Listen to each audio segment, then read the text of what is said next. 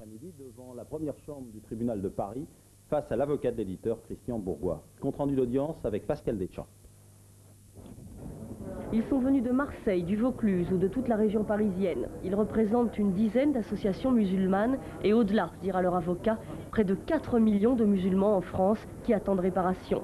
Livre injurieux, raciste, diffamatoire.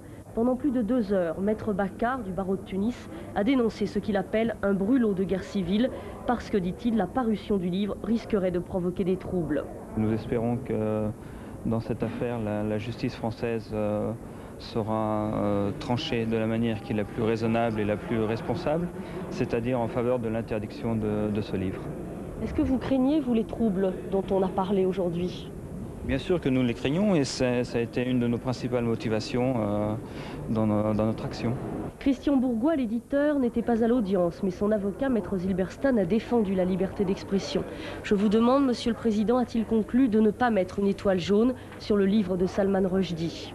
C'est un écrivain avec une imagination débordante. Je veux dire, Céline aussi avait à certains égards une espèce d'imagination débordante. Il fait partie de ces grands écrivains lyriques qui n'ont pas de frontières à leur inspiration, qui ne se mettent pas soudain à dire « Oh, mais il faut que je fasse attention, je blasphème ».